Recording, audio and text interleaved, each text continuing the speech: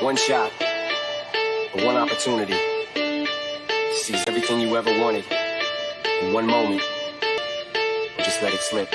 Yo. His palms are sweaty, knees weak, arms are heavy. There's vomit on his sweater already. Mom's spaghetti, he's nervous, but on the surface he looks calm and ready to drop bombs. But he keeps on forgetting what he wrote down. The whole crowd goes so loud, he opens his mouth, but the words won't come out. He's choking how? Everybody's choking now. The clock's run out, time's up, over, loud. Snap back to reality. Oh, there goes gravity. Oh, there goes gravity. Choke. He's so mad, but he won't give up. Daddies, he know he won't have it. He knows his whole back to these ropes. It don't matter, he's dope. He knows that, but he's broke. He's so stacked that he knows when he goes back to this mobile home, that's when it's back to the lab again, yo. This old rhapsody better go back to this moment and hope it don't pass him. Well, listen, we can talk about the flag, but let's talk about... Wait.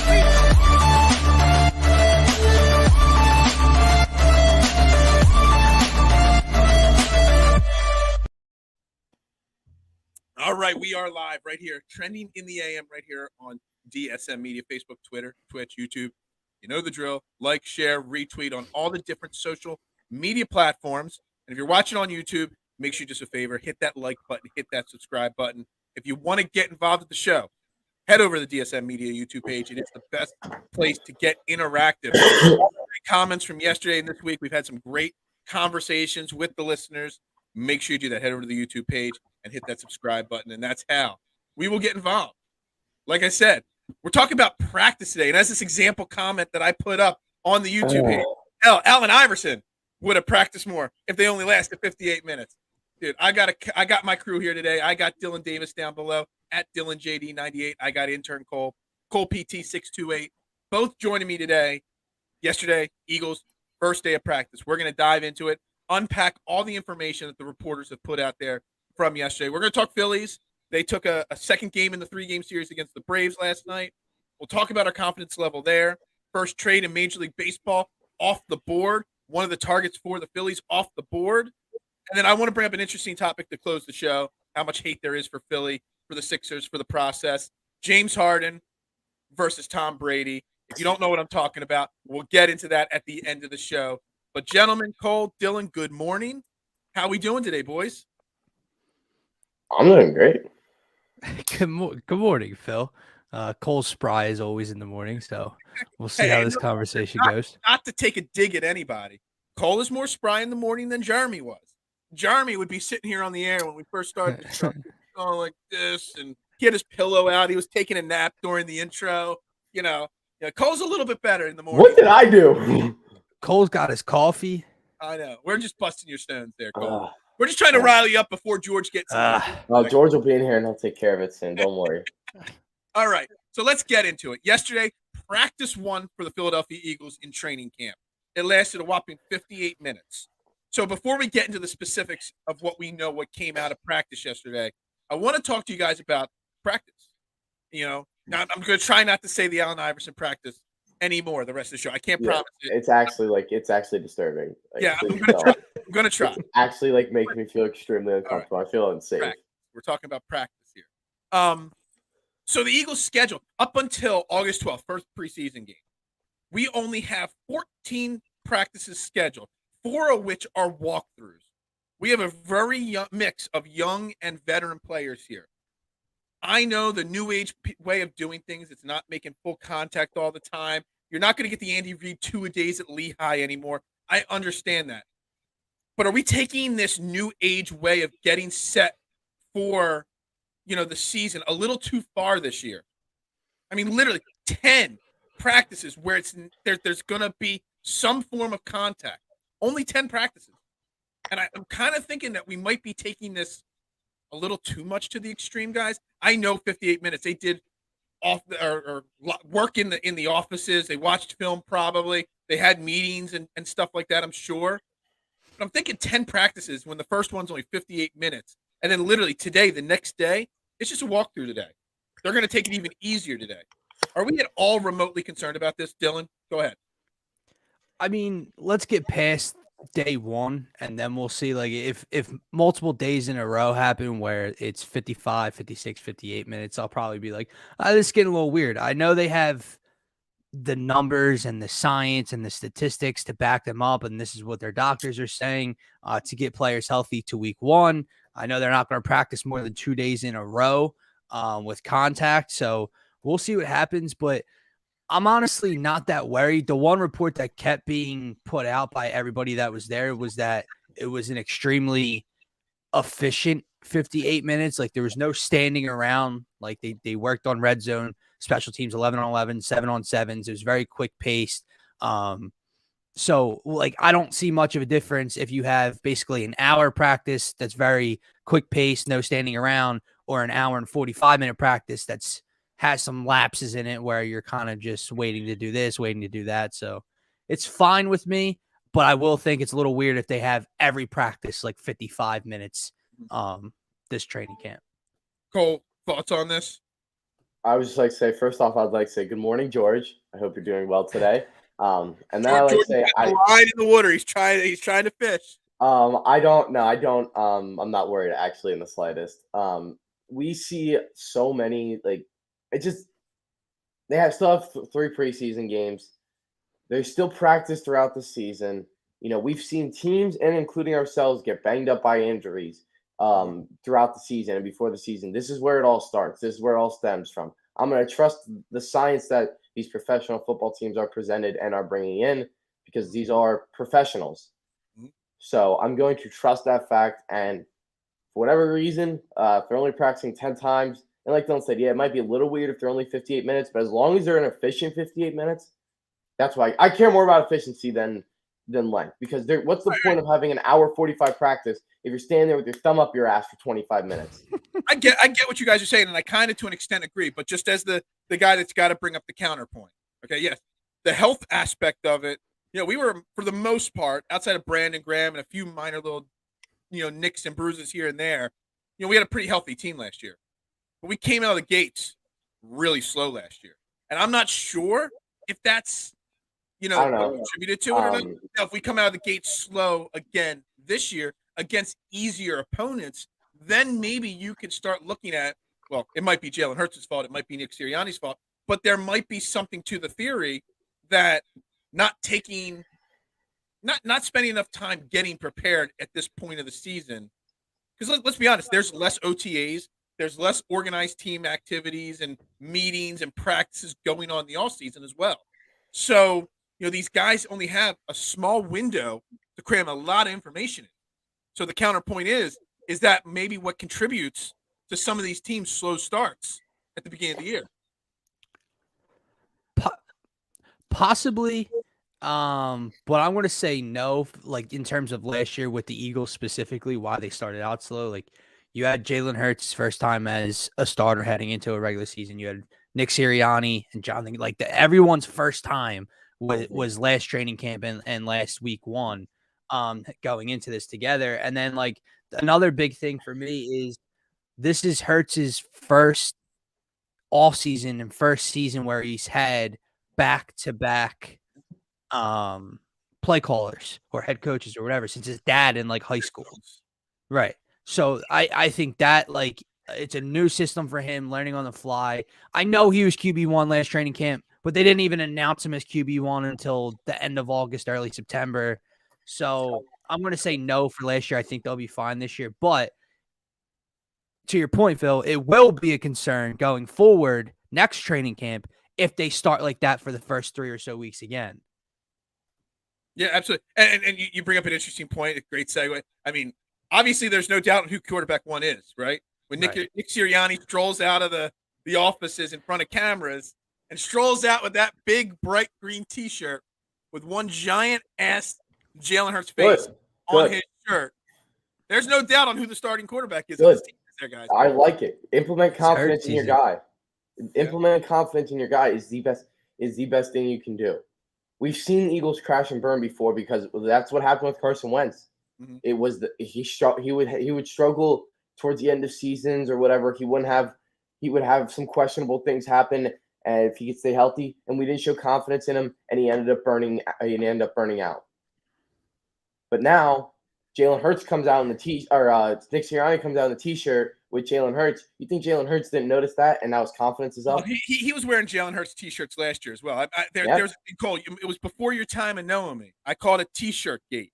What shirt is he going to? And did Jalen Hurts not get better throughout the season last year? He did. He doesn't have to do anything with the T-shirts.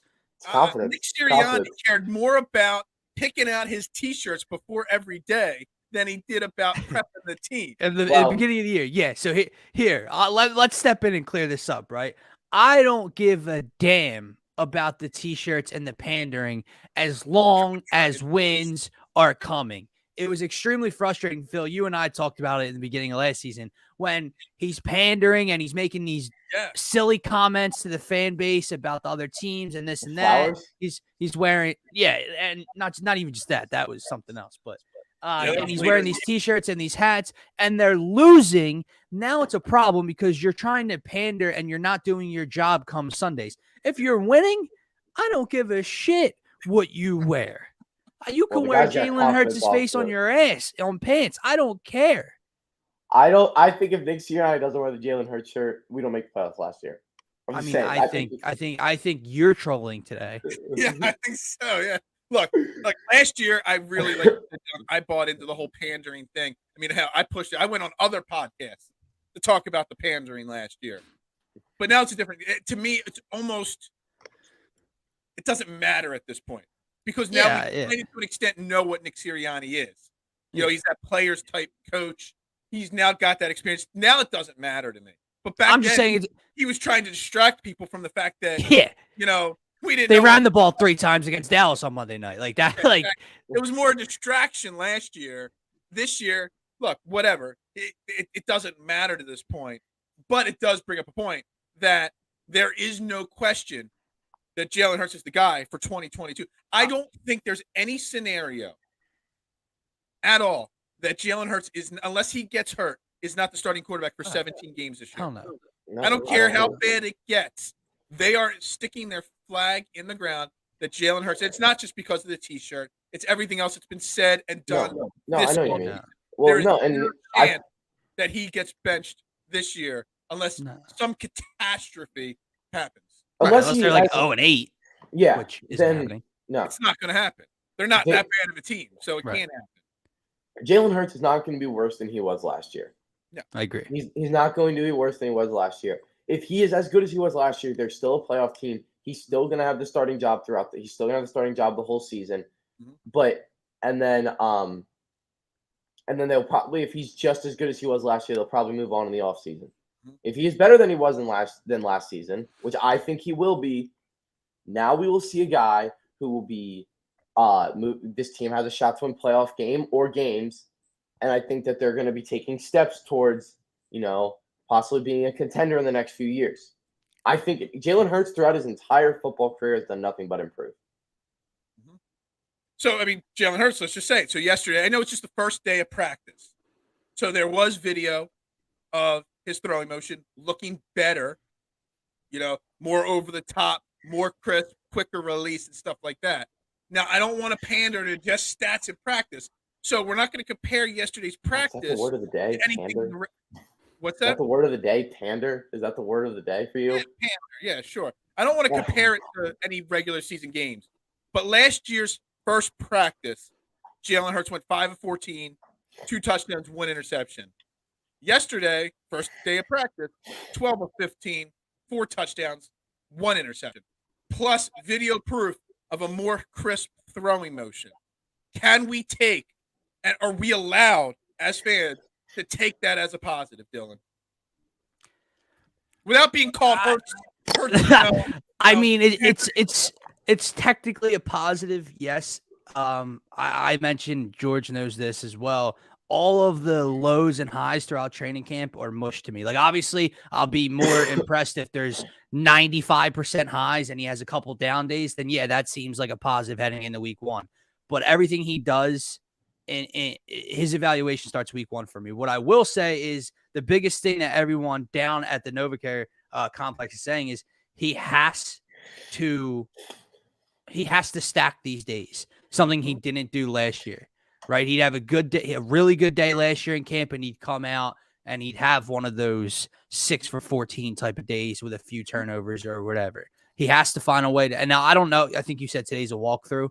Today's just a walkthrough, yeah. Right. So then tomorrow he's got to find a way to continue that success early on in camp and build off of that. But I mean, George said it's just practice. They can't touch the guy.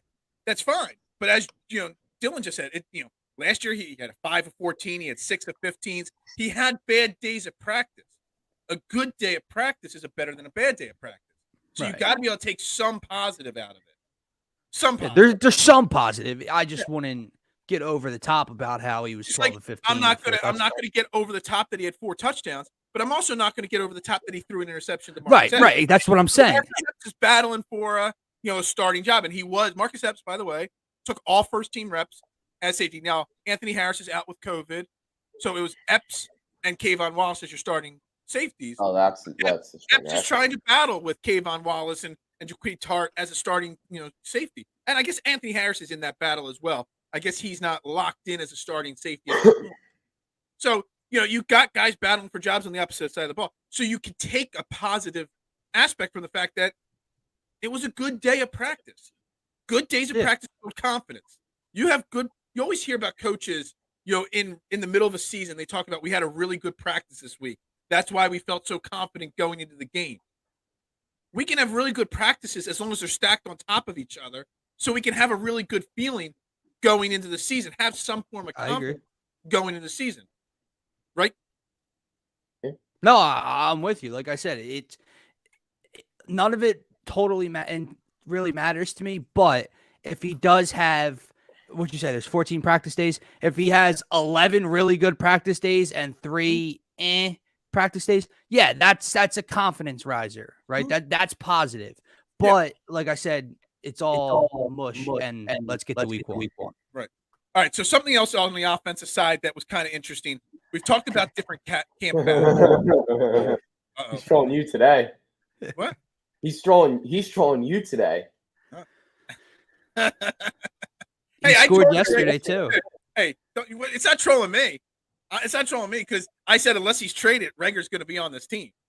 Yeah. Because Howie Roseman doesn't get rid of third year first-round draft picks or second-round draft picks. So I want to just stick to random notes from camp yesterday. And we've talked about the battle, Isaac Seumalo, Landon Dickerson for that left guard or right guard position.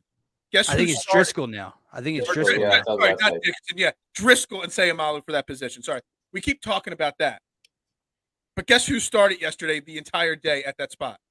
Who? Sua Opeta. Oh, yeah. So that tells me, because a lot of people thought that Seumalo would get the spot because Driscoll, he could play tackle, he could play guard, he could play both. He would be that super utility lineman that fills in when people need him to. Does that tell me that Sua Opeta getting that spot there means that they're kind of considering Opeta as the starting guy because Seumalo has that trade value at this point? Somebody's got to be the odd man out. Jack Driscoll is going to be here. You got Landon Dickerson on the opposite side. Dillard, whether they trade him or keep him. Isaac Seumalo is a valuable trade asset at this point. Is that something that maybe is in their thought process there? Seeing what they have in Opeta as the starter so that they can consider whether they got to move on from. I would give it more than one day before we. Oh, no, I know. I'm just saying the fact that he was out there on the first day. Or at least gives you something to think about there. Dylan. a certain team somewhere that wants him back, that needs offensive line help in a potential move, said, don't let him get hurt because we're working something here. And who needs offensive line help? A lot of teams. Specific. I know you're going to go. The Cincinnati Bengals. And who's not reporting to camp? Jesse Bates. Now, I'm just joking. Like Cole said, let's get past day one and see what they end up doing. But Phil, you made me think for a second early this morning. I wonder why. And I know since he could use them. They could use Dillard. They could use Seumalo. They could use anybody. They could use Opeta. Maybe Opeta's the guy that Cincinnati wanted some practice film on whether he's good with starting group. I don't know, but it makes you think that Howie George, has you already started. You're already starting to press my buttons, George. Look, You're already look, starting Howie- to press my buttons. Howie You're said already starting. Howie. I was going to bring it up yesterday. We didn't get a chance to bring it up, so I don't have the stats up today. The number, I forget what the exact number is. Since 2015, when he took back over as GM, he has made more trades during training camp than any other GM in the league. Outside of 2020, he has made 2 or more trades in camp every single season.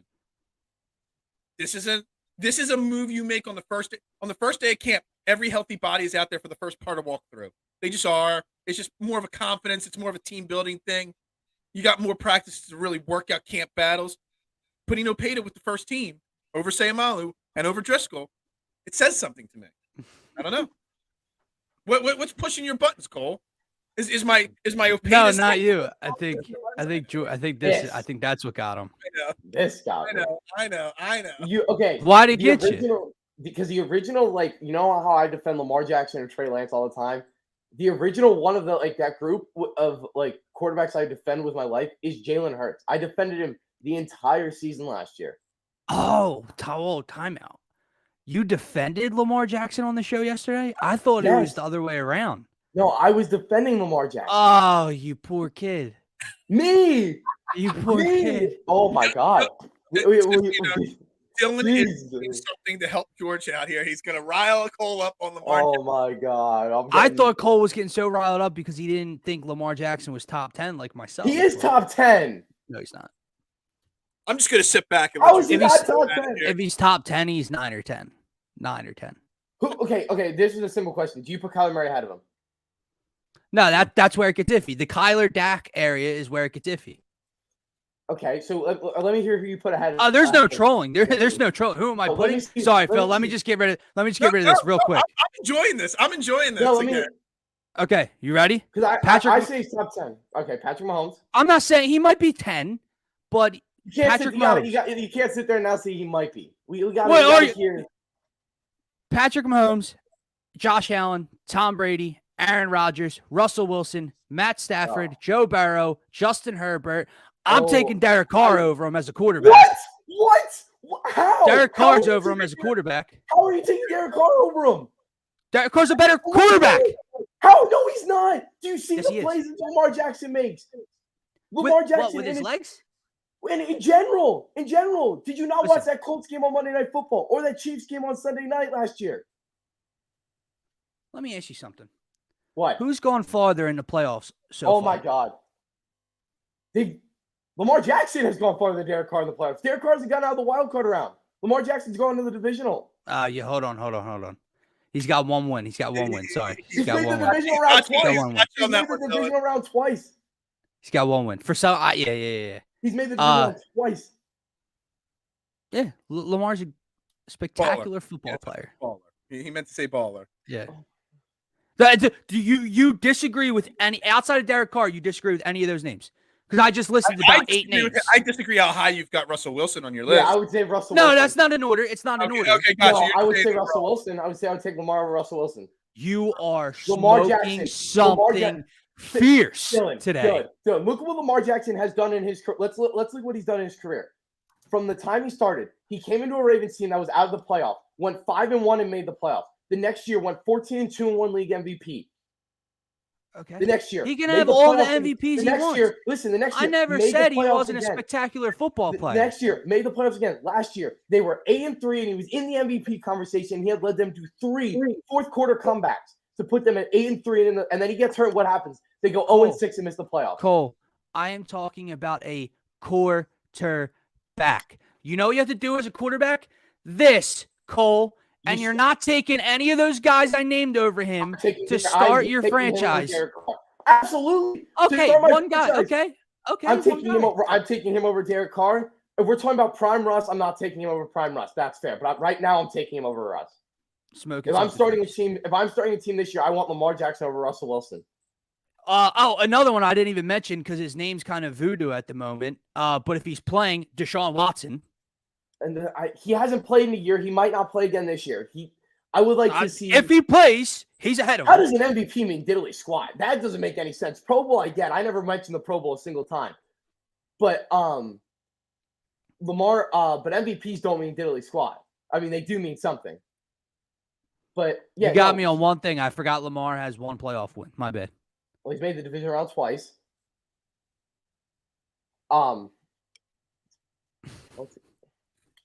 Phil, you can't comment on your own show. That's not right. Oh, I can. If all I'm going to hear is more Lamar Jackson talk. Oh, I can't wait for this season. Lamar Jackson. I just don't know why you get. Every so time fired Cole's up. on this show, we're just going to mention Lamar Jackson stinks. Okay, and I'm going to come in and berate every time. He doesn't stink. Never said the word stink. I don't know why Cole gets so fired up over a dude he's trying to defend as like a 10th best quarterback in the league. Like, I feel like you would try to argue he's like top 5.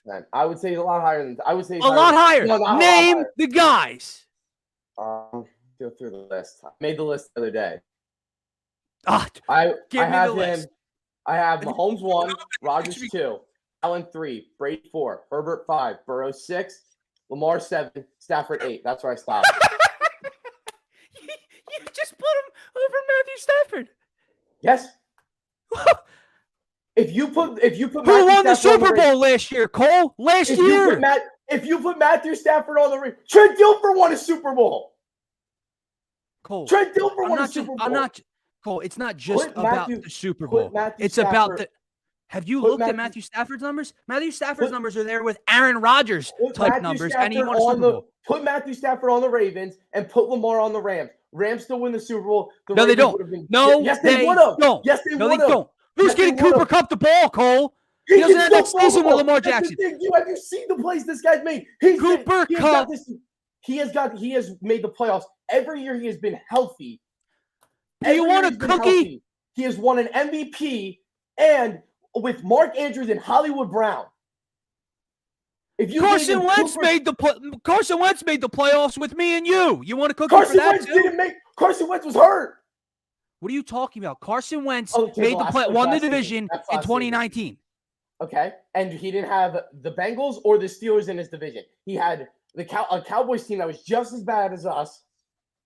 Just because the Steelers have had Phil playing quarterback for the last 2 seasons, so let's get that. The Steelers haven't gone under 500 in like 15 years. If I was a little faster, I could have made a good quarterback. The Steelers have not gone under 500 in 15 years. So I don't understand. Congrats. Who cares about 500? So what? They were an 8-8, and the Bengals before the playoffs before last year were garbage. So what are you arguing with the Bengals? They've had 1 year. I was talking about last season. Okay, but you're talking about since he came in the league, he's had the Bengals and the Steelers in his division. Well, the Bengals were awful before. I'm talking about Lamar Jackson, Carson Wentz, like that. I don't even understand that how bad that division is. I think you actually do understand how bad that division is. Phil, thank you for letting us hijack your show. Yeah, actually, thank you. I wish I had popcorn. I'm just thinking of that, New Day meme with them eat popcorn ringside. That's what I'm thinking about right now. I'll give you guys 2 more minutes. Then I'm shutting it. We are not a Ravens podcast. Okay? I think we are shutting it down in 2 minutes. You guys got 2 minutes. Closing arguments?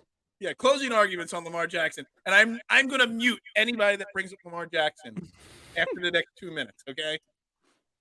I mean, I did this for humor. I did this to rile Cole up. The question was. No one said Lamar Jackson is bad. Exactly. Just told you he's not. You take not that you're like you. I know LeBron's your GOAT. He has to be because you're the person when I say LeBron's the second greatest of all time, you take it as right. But when I tell you he's the second greatest of all time, you take it as an insult. I said Lamar Jackson's right around 10. That's an insult. Never said he stinks. Never said he stinks. Well, this argument started because you said that I was saying he wasn't a top 10 because you thought I was anti-Lamar. I know. But I thought I was proud of you when I saw the tweets yesterday. I was like, oh wow, cool, good thought process. Your original process, your original thought was he was not top 10. Was what you originally stated. Yeah, and I mean he's maybe not, probably right around there. He is definitely top 10. That's not. I don't understand where that argument comes from. He's right in the Dak and Kyler tier. He's better than Dak and Kyler. That's not even. I don't even know where that comes from. Dak and Kyler, they're top 10. They're the fringe top 10 quarterbacks. And so is Lamar. Lamar is not. Lamar is comfortably in the top 10. Comfortably. Let's wrap it up there. Lamar Jackson is comfortably in the top 10. Thank Phil. you. Right. And he will. Jalen Hurts is ranked higher than Lamar Jackson. Can we all agree with that? Jalen Hurts is. Oh, Jalen Hurts top 15. I don't even know what the. What, Dylan? Back to George. Again here. What was the original question again? I have no idea where to go. There was no question. I think someone brought up someone. I love it. Someone brought up the thing, and I said, "Oh, Cole, you went." Like I thought that Cole was on the other side of the argument yesterday, and that's what. And I was like, "Oh, you were on the other side," and that's how this kind of snowballed. Just imagine, the divisiveness that's in Philly or in Baltimore with Hurts and with Lamar Jackson. If in those two big cities where they talk a lot more sports in Arizona, if one of their contracts for Hurts or Lamar had to have a clause in it, like Kyler Murray's contract has to have a clause in it to do your homework, could you imagine what sports talk radio in Philly would be like right now if that was in Jalen Hurts' contract? It's the silliest thing I've ever seen in my life. Not the silliest thing. It's an awful thing. It says so much about a player. That's what I mean. Character and desire to win. If you've got to put a clause in a contract, it'd be like, look at. First of all, 6 years later, it's like if you had to put in a contract that Ben Simmons has to take 3-point shots a game, or else, the city would erupt if that was any of the Philly quarterbacks. Who's the most beloved Eagles quarterback of all time? I don't know. Is it Vic? Is Nick it Foles? Nick Foles? Nick Foles. If you had to put something like that in Nick Foles' contract, even being the most beloved, it would erupt the city. First of all, what is this clause? 4 hours a week? That's nothing. A week. That's like 45 minutes a day. Dude, 2 days off. Quarterbacks are doing 3 to 4 hours a day, and his clause was 4 hours a week for. And how are you going to, what are you going to give him a written exam at the end of the week and go over what he learned and have fill in the blank? I'm so confused how they're going to know what he did. I'm so confused by quiz every single day. And it's on the coaches as well. This is just, it was independent study. Well, you know what? If he's not, it's on him. But then if you're the coach, if you're the quarterback coach, the play caller, or whatever, you need to take him and you two need to do this together. Instead, you're like, give me 4 hours independent study per week. Don't play the video games. Do this. What? He has a home tutor. I don't know if it's a joke or not, but come on.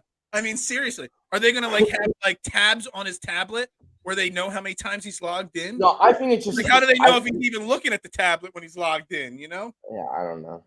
It's insane. This city would erupt if Nick Foles, if Ben Simmons, if anybody, James Harden, some kind of practice or homework clause was put in their contract. He gets a Scantron and a number 2 pencil on Fridays. Hey, pop quiz. They're treating him like DeMarcus Russell. Oh, dude, that was even worse. I mean, DeMarcus Russell except they just made him the second highest paid quarterback in the league. Exactly. That's what doesn't make sense about it. If you have to put a clause like that, all right, I understand. If I personally am okay. I'm not set in stone, but I'm okay. If the Eagles came out and did let's beat the curve and gave Jalen Hurts a short extension. I know some people say it won't happen. Some people that would be a good idea, whatever. Say the Eagles wanted to come out and give Jalen Hurts a 2 or 3 year extension, $20-25 million a year, just because they're semi-sold on him and they just don't know what the better option is next year. It's fine. But if you're telling me you've got to give a guy $230 million, but you're not sure if he's going to work, so you're going to have to put a clause to work harder? I know. We've talked more Cardinals and we've talked every bird but the Eagles on this show. Let's talk about the Falcons. Marcus, you want to talk about running quarterbacks? Let's throw Marcus Mariota into the equation in Falcons. Another something I'm just noticing in the top right corner. We might have to give intern Cole some sick time, some sick leave. What's going on? He's got the sniffles. Yeah, no, dude, I'm the same way, dude. Living in Amisville, the grass Big Ed who checks in sometimes. Big Ed texted his son, who's a part of Team DSM, to want to know if I was, sniffing something before a show a couple weeks ago because I just kept going. Who's Big Ed? Big Ed is Mark's father. Very nice. You see Ed in the comment section. That's his I forgot about Mark. Yeah, we all forgot about Mark. We moved on. Poor Mark. I hope Mark's doing all right. Yeah. Most of us miss you, Mark. I don't know about Kata, but Jimmy G probably going to Atlanta. I don't know. Jimmy G. It's a possibility. He's a bomb. I don't want to talk about other birds. I want to talk about our birds. Back to the Eagles. Back to the Eagles. Back to the only birds that matter. I don't even know what to ask about the Eagles. I don't. I got a point. Yeah, give me a point because I have been so thrown off 2 days in a row by Lamar Jackson. I don't even know his name. All this Lamar Jackson talk, I don't even know. It's Cole's fault. It is Cole's. Yep, Cole all my is so fault. easily rattled. It's so hilarious. We're start a new show on DSM Media. We're just going to put Cole on the screen and let random fans come on the show and say something to rattle Cole. Argue with him. Yeah. And Cole gets $1 every time he doesn't get rattled, and the fan gets $1 every time he rattles Cole. And you know what the weird part is? It's only sports that'll do this to me. Nothing else in my life will rattle me like this other than sports. It's like that contest, that game you see online with TikToks and videos and reels where you get paid if you make the other guy laugh, and the other guy's got to sit there and not laugh at jokes. It's going to be the rattling Cole joke. Things you can say to rattle Cole up. Go ahead, Dylan. So anyway, Mike Garafolo from yesterday. Final thought from Eagles day one. Plenty of positive vibes surrounding rookie linebacker Nakobe Dean. Smart player, all business since he arrived. The team was never overly concerned with the pre-draft medicals. Considered him in the second. Intriguing player to watch. Is Nakobe Dean, again, day one, so can't get overly excited, but is Nakobe Dean a potential leader on this defense day one, week one? He is a potential leader. So I brought it up, earlier. I kind of forgot about it because we talked about Lamar Jackson. One of the key things we've been talking about all offseason, what kind of front we're going to see. And we saw yesterday at practice, the reports are more 3-4s and more 5-2s than the 4-3 traditional that the Eagles have run. They're going to run a lot of 3-4s. You're going to see Dean out there on the field from the get-go, probably. Oh, yeah. I would assume you would either way, but. No, I think if they went traditional 4-3, you would see Reddick, you'd see Kazir White, and you'd see TJ Edwards as your three linebackers. Really? That's probably day one how it would have gone. But if they're going to go 3-4, you might see a lot of Nakobe Dean from day one, and I'm okay with that. And that's the one thing everybody said coming out of Georgia, what kind of leader on the defense, like on the field leader in general he is, because, he's so smart. So I'm okay with that, and seeing them run a majority of 3-4s yesterday kind of tells me that. I just think he's one of the most underrated pieces to talk about heading into the season because, obviously we're all excited about A.J. Brown. We're all excited about Hassan Reddick and James Bradbury. We're all excited to see how Jordan Davis fits in this line. And he was the first-round pick. Nakobe Dean was supposed to be a first-round pick. He was mocked top 20 the entire offseason. And you get him in the third round. He's completely healthy. He's here day one. I think I'm excited because I know we have Reddick, but he's the pass rusher linebacker. Kazir White, former safety. It's a nice addition, but he's not going to be here long-term or anything. I think Nakobe Dean could potentially be the next thing at Eagles linebacker, something we haven't seen in years and years. And I think it starts day one, and he's already so damn intelligent. His football IQ is out of this world. He was a leader on the best college defense maybe ever. And it doesn't get talked about. That just slips under the radar. And I think it's awesome. No, I agree. I agree with you 100%. Go ahead, Cole. I think that Nakobe Dean, in my opinion, he's going to have his name in there for Defensive Rookie of the Year. I said that before, I said that before the draft. That I think if Nakobe Dean is healthy, that he will be in there for Defensive Rookie of the Year. Now, we didn't think he was going to be healthy at the time. That's why he fell to the third round. But look, I'm not trying to rile anybody up. I always try to, we all agree. We're all hyped for Nakobe Dean. My only concern was availability. And if he's available, there's no reason not to. He was a first-round grade of talent that fell to the third round. My only concern that I'll bring up, and it's not even my concern, it's something I've seen other people report, how many 5'9" star linebackers are there? I mean, he is a pretty short linebacker. Part of being a linebacker is being able to see over those big tree trunks that are on the defense and offensive line. Well, how he was on does the 5'9" frame concern you? It's different in college than the NFL. So does that 5'9" frame concern you even remotely? No. Not really. No. I mean, it clearly shows. I mean, you have to judge at least somewhat. I know it's different than the NFL, clearly, Phil, but he did play in the he's from that conference, Yes. and when you play like he's behind Jordan Davis already. If he can see behind Jordan Davis already, he'll be good. The only thing the counterpoint to it. That's all. Yeah, no, I know. The only thing I want to say to George's one comment about Wallace is I think it's just a little. I know, like we were talking ourselves into it from day one. He came out of Clemson. He's the next Dawkins, right? But that's a 4th round pick. We tried to make the resemblance to B-Dawk. It hasn't been there. Whatever. Let me say, he's a 4th round pick. He's a 4th round pick that was has a 4th round talent. Right. He wasn't yet. Right. N'Kobe Dean was a 3rd round pick that had 1st round talent and should have gone in the 1st round. He has no connection to any it's not like it's Jeremiah Trotter's, comparison or anything like that. I think it's I think he's just more raw talent wise that we've seen in a while. I think Kazir White is a little bit better than a compliment. I think people sleep on Kazir White. I mean, if we did not have N'Kobe Dean brought in here, I still would not be complaining about our linebacker crew. I agree. Kazir White. So I actually thought that George was meaning just misspoke or misspelled there and meant Eric Wilson, who we had brought in to play linebacker, who was a leading tackler. He was talking about linebackers. I didn't know who he was talking about there. But still, last year I laughed at Eric Wilson coming in here because I'm like, look, there's a reason why, Eric Wilson was the leading tackle.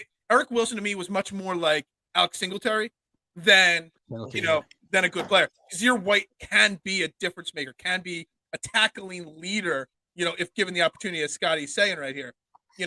Kazir White is probably going to be the odd man out in the starting group or the main focus of the group there. But Kazir White's not a guy to sleep on in the linebacker group. He can definitely step in and play some great linebacker for sure for this team.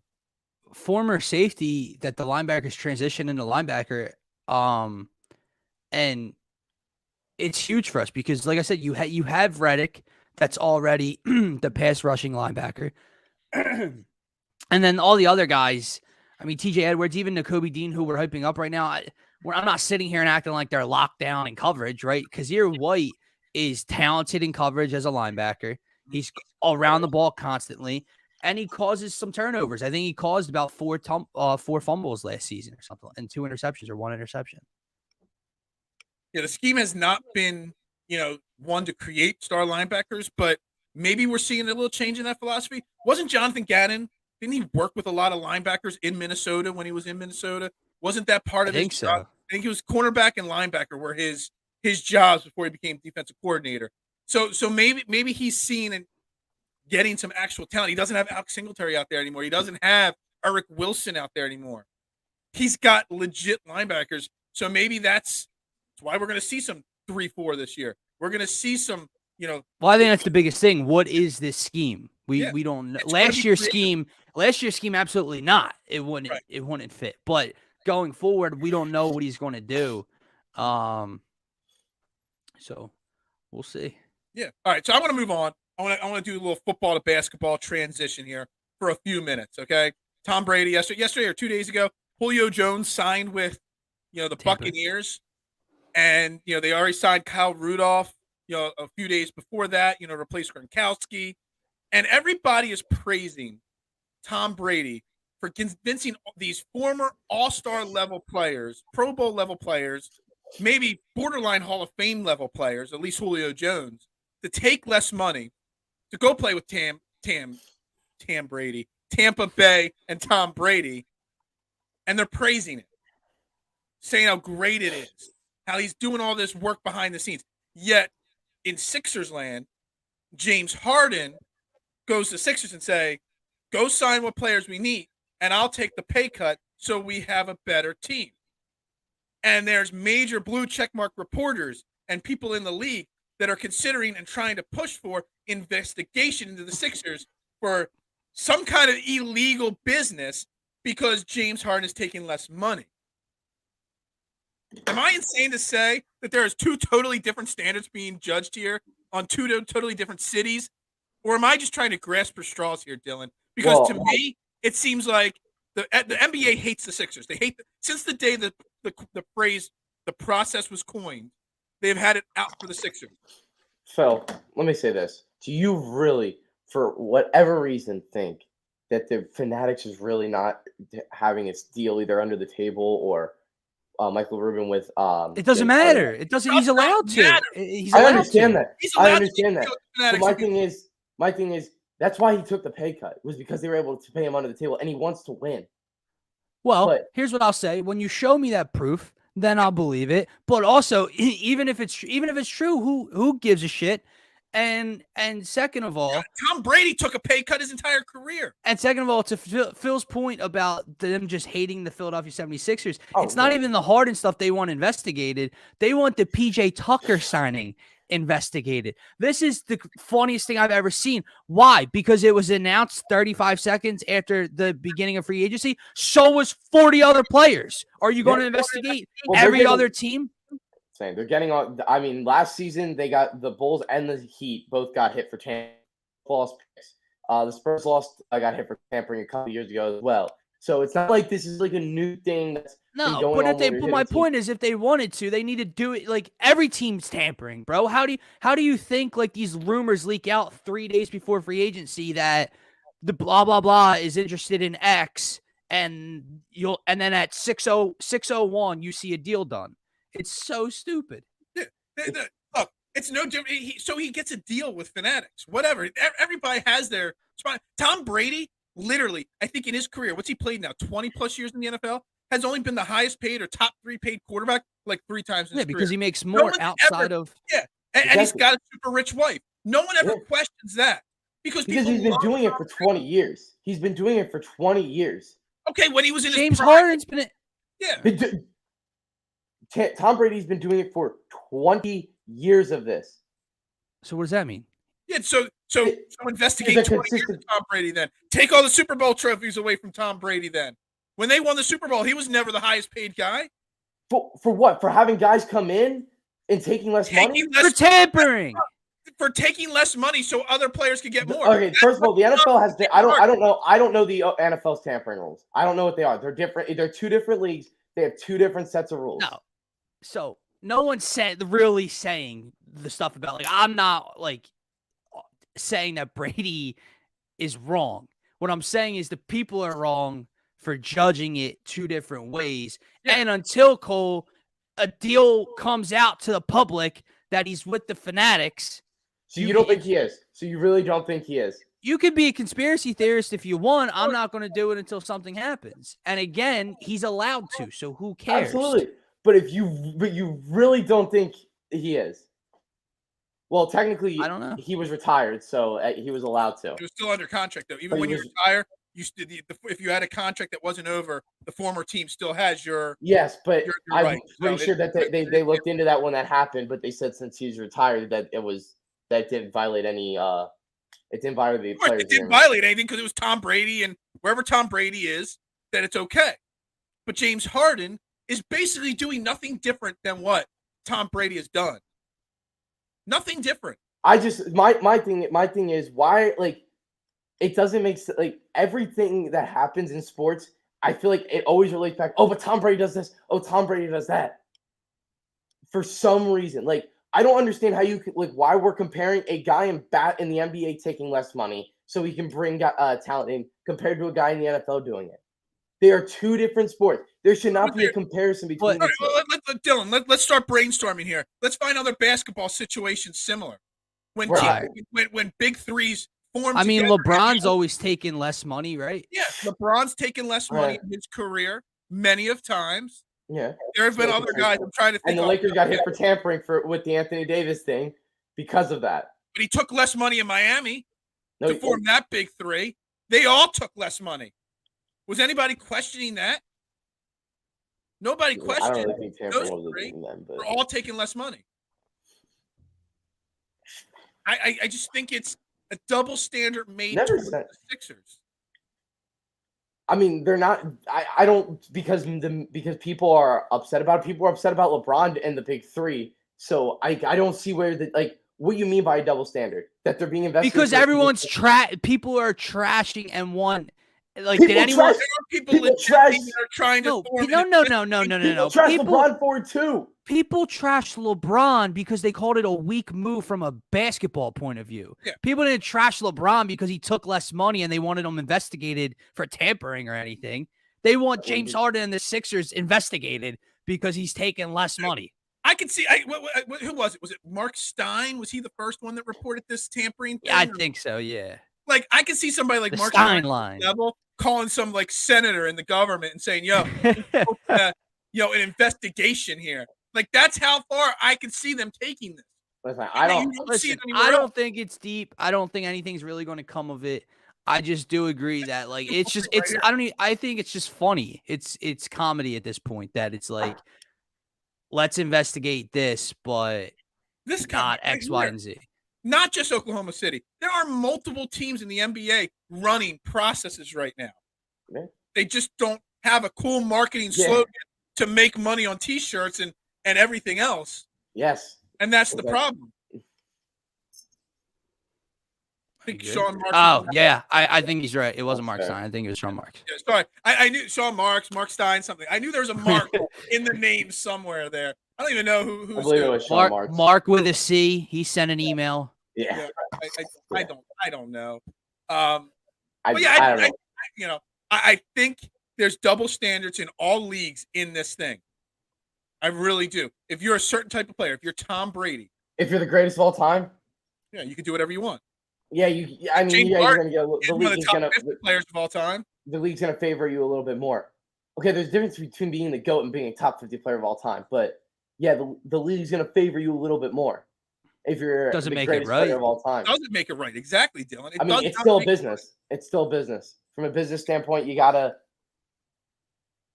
And from a business standpoint, it was okay for James Harden to take less money and get a deal. I with never Fanatics. said it. I never said it wasn't.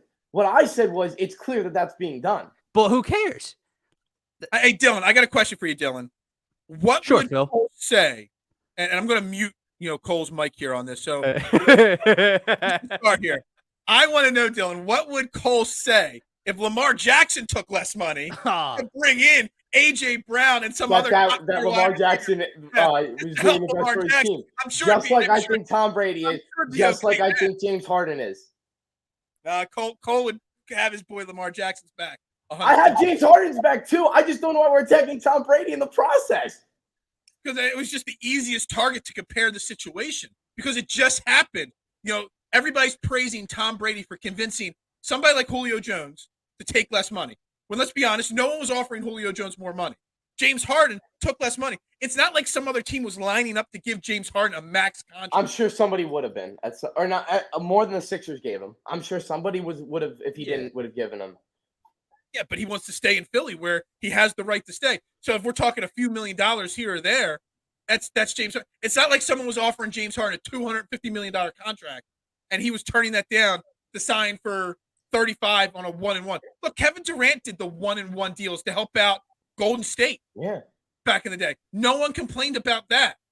But people are complaining about it with Philly and James Harden. I agree with Casey's last comment too. There is nothing beneficial for national media to spin, in a positive light. Because why? Because they know we're all psychopaths and we're gonna eat it up and we're gonna freak out. We're gonna talk about it. Most of us are probably gonna tune in to see what they have to say next because they pissed us off. It's like I put a Twitter post out last night. Somebody from some major blue checkmark site put out his pre-rankings for the win-loss records for the entire NFL. Oh yeah, I saw that. He's got Washington win the division at 11 wins and the Eagles at 8 wins. And there's no way you can predict that the Eagles are going to take a step back. He's the Giants at 8 wins. Yeah, exactly. I mean, he's basically doing it to click us, to trigger us. Probably. That's all it is. I mean, he also has the Jets. I know the Jets are improved. He has the Jets at 7 wins. I think that's a little ridiculous, but yeah, I mean, the Jets are slightly improved. I don't know about that improved. he has them at 7-10 in second, third place or something. He's Miami finishing last. That's asinine. Yeah, I mean, it's debatable but I don't see Broncos winning 11 games or being that much better than the Chiefs and the Raiders. Is Jacksonville really going to win 7 games? I don't know. No. Is Pittsburgh going to win 9 games with Hell no. Come on now. This year, No. is literally there to trigger people. Yep. And he does it. How are you going to put the Eagles in last place in the division unless you're trying to trigger Philadelphia Eagles fans? And that's all it is. Because you trigger the cities that are going to get you the most clicks. That's what you do. That's mainstream media 101 right there. I'm sure they teach that in freaking school. They teach it somewhere, yeah. There's a whole week's worth of classes on triggering Philly fans, but triggering Philly fans. It's like one thing not to have them win the division against the Cowboys, or that's fine. If you think Washington's going to be improved, that's fine. To have them below the Giants and Daniel, well, come on, bro. Like, thank you. I had this conversation yesterday with whatever his name was. What? The Giants fan that was in here. He was like, don't sleep on Daniel Jones or the Giants. Oh, blah, blah, blah. And I was like, yeah, here we go. Daniel Jones is the worst starting quarterback in the NFL. He's in the bottom five. No, not bottom 5. Bottom 1. You bottom say 1. Mitchell Trubisky's better? I would take Mitchell Trubisky over Daniel Jones. Okay. 7 days a week and twice on Sunday. Yep. Davis. I would definitely take Davis Mills over bum-ass Daniel Jones. Marcus Mariota? Yep. Sam Darnold? No, that's a stretch. Yep. Marcus Mariota's a stretch. Smith? Yep. Definitely not. Well, yep. Well, Gino Smith isn't starting. Drew Lock is starting, but I would take Drew Lock over Daniel Jones. I would not take him over Drew Lock. Drew Lock's I would say Daniel Jones is probably around the 26 mark. Yeah, he's about no. he's bottom He's 5. around the probably the 35 mark. God.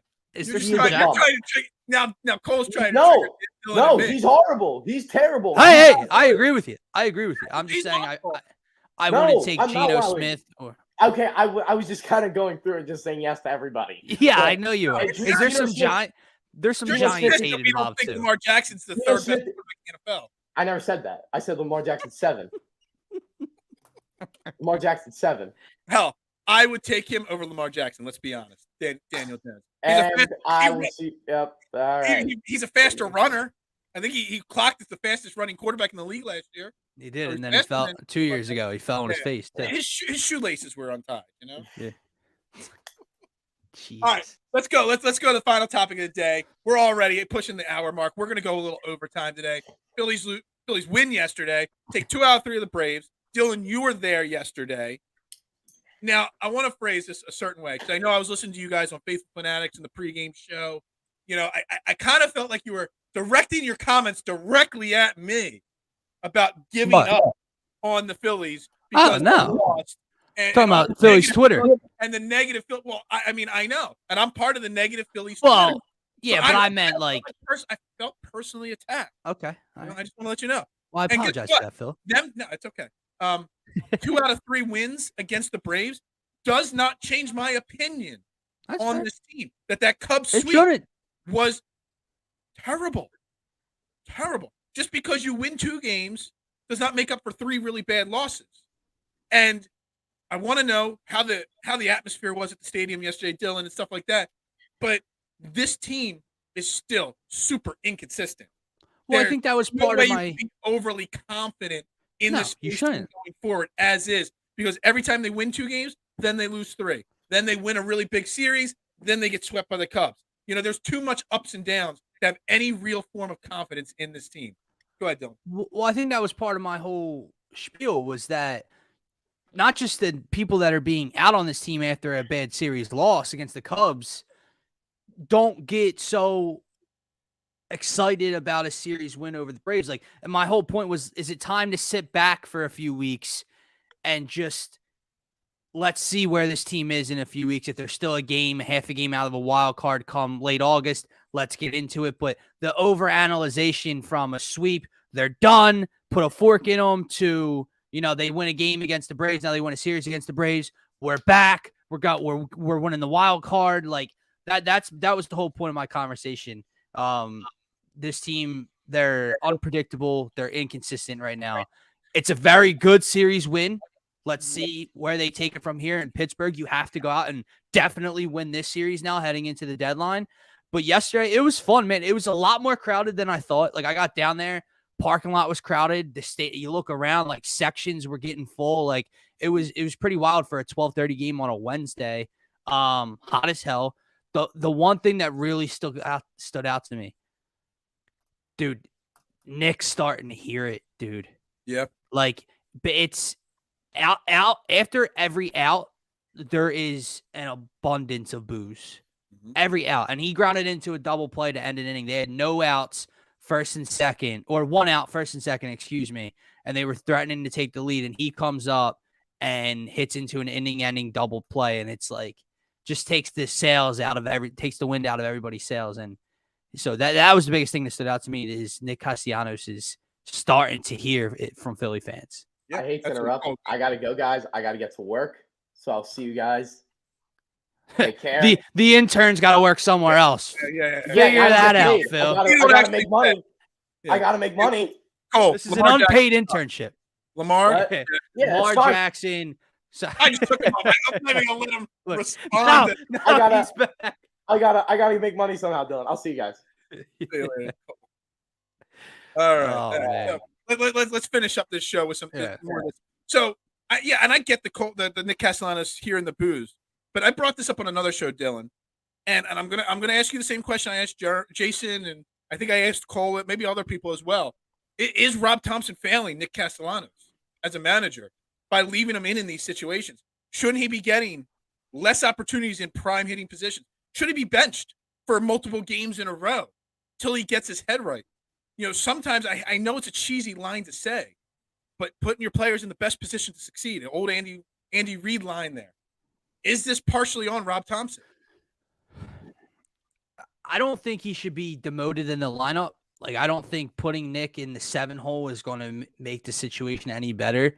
I think the only clear answer would be to sit him, not for an extended period of time, but maybe you sit him down for 2 games and let him relax and cool down and, try to get right. And then see where he's at 2-3 games and then see where he's at after that, because this just not getting better. Like his hit, he had a hit yesterday. He had a double, right? Phil, he barely got this ball out of the infield. It was a high pop-up, and the second baseman was running this way, and the right fielder was coming in, and it landed between them. Neither got a glove on it. That's how he got his double yesterday. It wasn't like he had a gaping double between left center field. No, and outside of that, he struck out and grounded out. Like he's not making hard contact. He's still swinging at balls low out of the zone. He's not catching up to a fastball, which mind boggles me for a dude that hit 35 home runs last year. And pushed 40 doubles, I think, last year. Or maybe 40 doubles. He's got 21 doubles on the season. Like, I didn't watch I had the game on at work while I was working yesterday. I love having games on at work, but also you can't stay super focused. Locked in, yeah. But the at-bat he struck out on, I don't know if it was the pitch he swung and missed to strike out or earlier in the bat. There was an outside fastball that he swung at that he didn't even, take a full swing. He just kind of flailed at it. It was bad. It was like an emotionless swing. And I was just like, that's just summing up that you've given up already. We're not even into August yet. And he's already – it doesn't even look like he cares to get better at this point. And that's what the frustrating part is. It doesn't seem like he cares anymore. Yeah. I'm not – it's hard to question his want to. Let me rephrase that. It's not that he doesn't care. It's his actions, yeah. He's emotionless. His emotions are so low. Yeah, I know. He's just expecting to fail every single time. Yeah, so when he grounded into that double play, right? He obviously, when you make the last out, someone brings your shit out. So he's standing there in the grass, and Schwarber brings out his hat, glove, and shades, and he's just kind of looking away, takes it. Schwarber smacks him on the ass, and let's go. And the funny thing is, while everyone's booing him, after he would come in from right field, he was leading off the next inning, and he's jogging in, and a bunch of fans are like, come on, Nick, you got it, Nick. Let's go, Nick. So it's not like every Philly fan is just turning their back on the dude, but it's infuriating to see this guy. Like when Bryce Harper went out, who was the guy you pointed to and is like, he can help carry this team because I saw him carry a bad Reds team before. And he hasn't not carried them. He has regressed, dude. He hasn't hit a home run in 48 games or 49 games. It's the longest drought of his career. He's hitting to more double plays this season than home runs this season.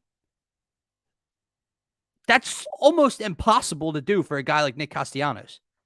It's crazy. I don't know what the answer is with him, and I'm sure we'll talk about it all year. But I want to talk about the trade deadline because it's coming up really Mm-hmm. soon. And this Phillies team, even though they won yesterday, even though they took 2 out of 3, this team is void of a lot of players. There's a lot of moves that need made to make them legit contenders.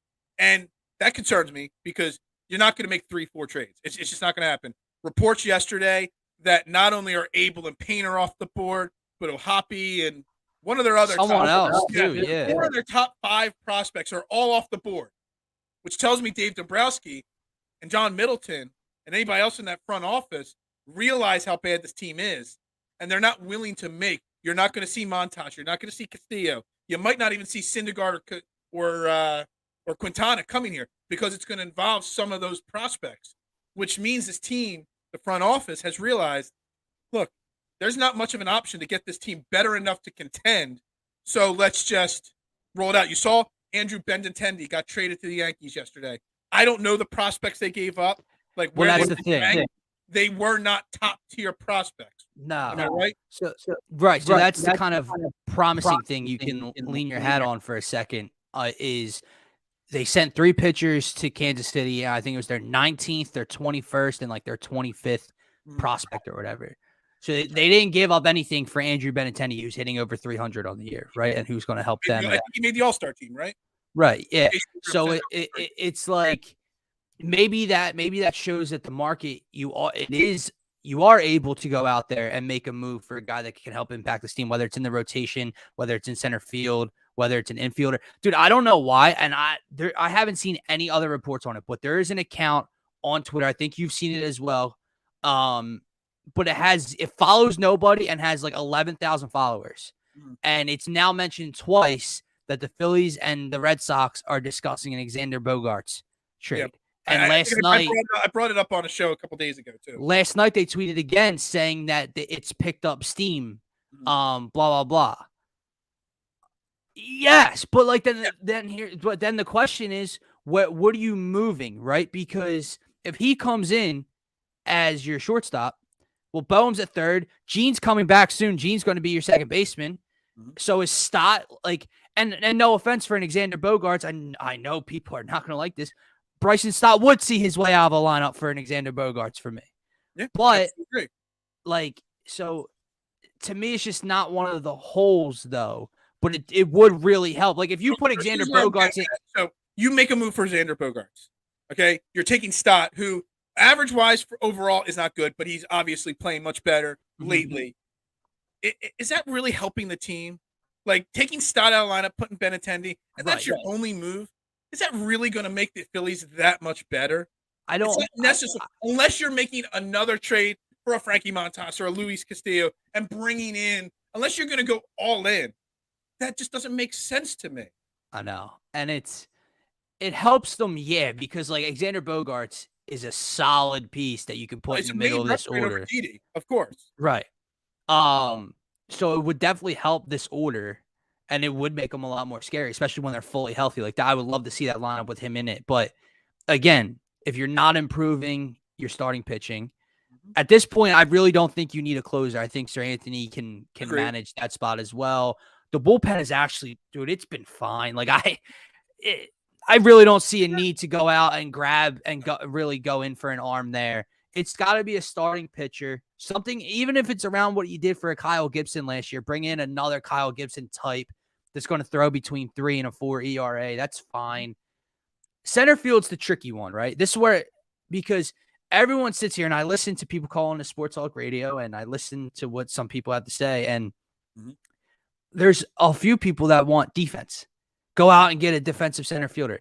I'm not understanding this because Vierling is fine. He's not a net negative in center field defensively. And if you want a net positive, like, no offense, I get the guy off the team. He's not even here anymore. But Roman Quinn was good in the field and had electric speed. So if you didn't care about hitting, like some people want Christian Pache in here. Dude's hitting 200. So you want Roman plus center field. Right, that's what I'm not understanding. I'm not understanding that let's go get a really good defensive center fielder. You already had a guy that was good in center field. There's no reason for that in my mind. If you're going to go out and get a center fielder, it's to address, someone who's fine in the field, good in the field, but can also help this lineup at the back end or top end of the lineup. Not a Christian Pache who is going to hit for 201 and play a good center field. Who cares? So you say Xander Bogaerts, and I want to. Isn't he a free agent at the end of the year too? He might be. So that questions what I would give up for him. As right. Maybe it wouldn't cost that much because if they know he's going to walk. But see, I would be okay moving stuff to get him if we even know we have a chance to re-sign him. Look, and I know I'm going to bring it up. If you're going to go all in now or in the offseason to make moves, it's got to be for guys you can control past this year. And I know it's the unpopular thing, but Rhys Hoskins, you move Bohm over to first base. You got Stott over third base. If you had a Stott, Bogaerts, Segura, Hoskins, or Bohm infield, I would be okay with that. But then you move what prospects you've got to get Bennett or Bogaerts, and then you've got Hoskins to move as part of a package for one of those starting pitchers. Now we're talking. And then you have less of a logjam there as well. I don't know. I still have said it before, and it's still in the back of my head.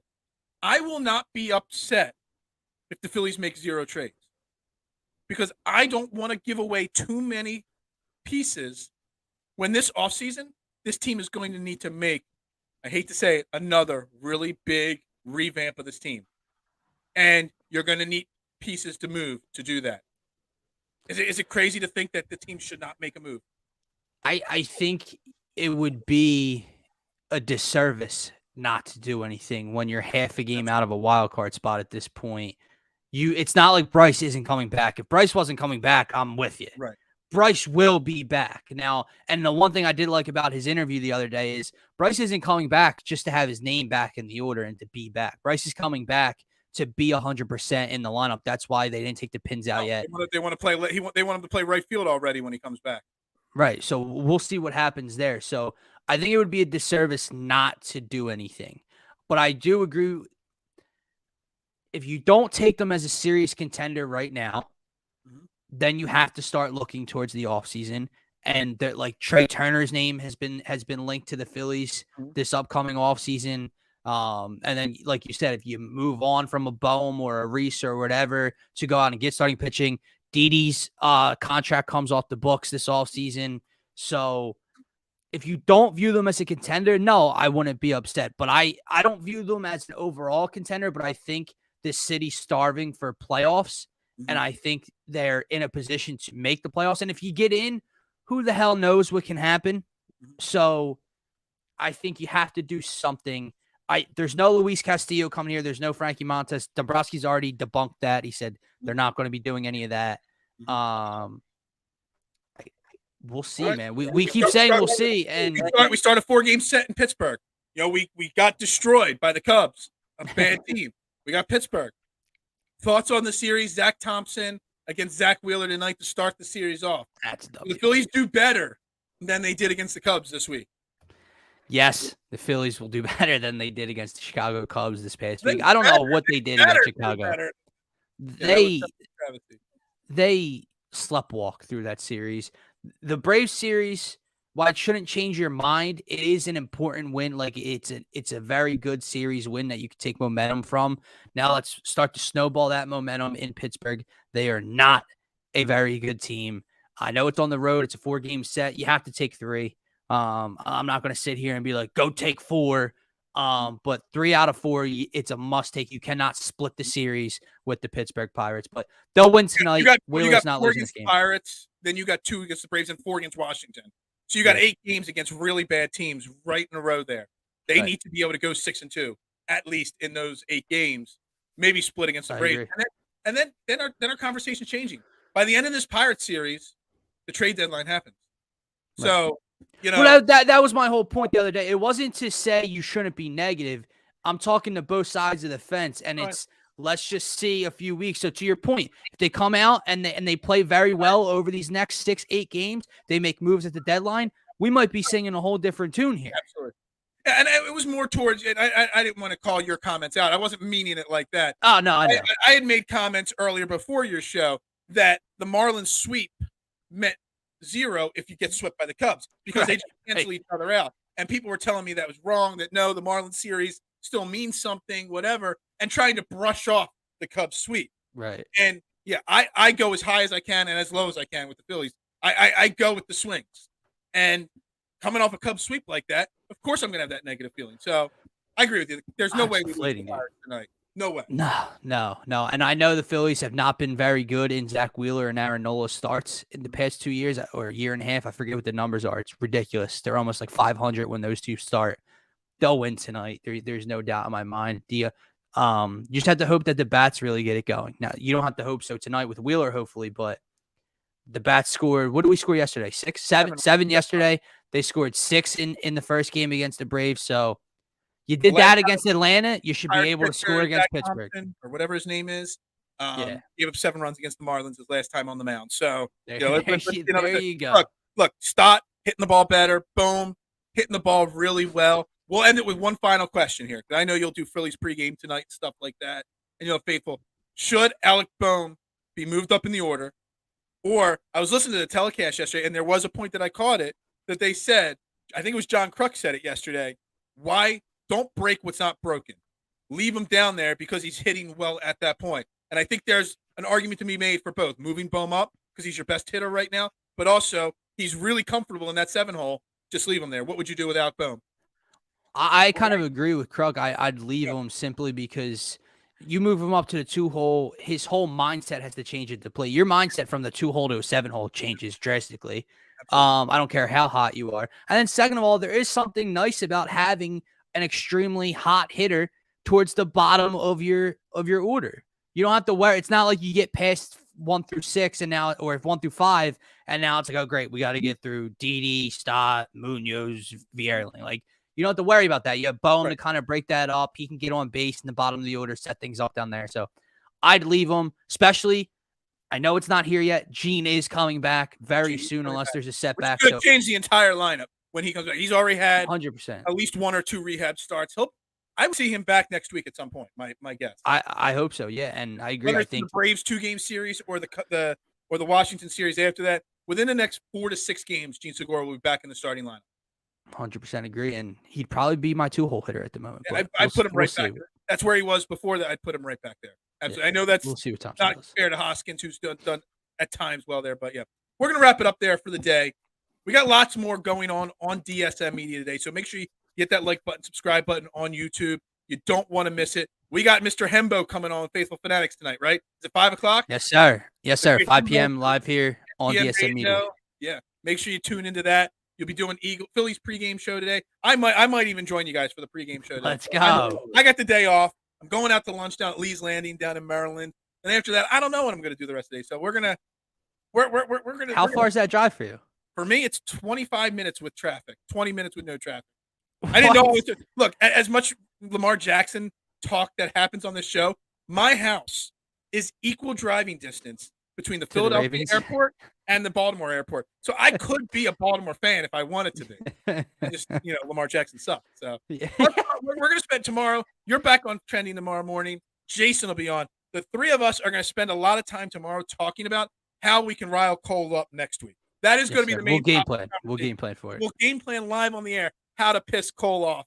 Send us your comments, your thoughts. You've seen Cole get pissed. Way to piss Cole off. Yeah. So again, for my main man Dylan Davis here. Thanks to Cole who had to run to work. Great show. Thanks to everybody commenting. It's been another great episode of Training the AM. Like and subscribe, and go Birds. Go Birds.